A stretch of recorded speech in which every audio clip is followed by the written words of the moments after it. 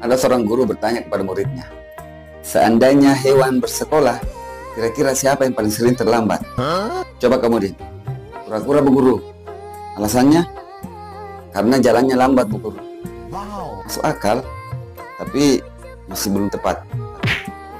Coba kamu sis, monyet bu guru.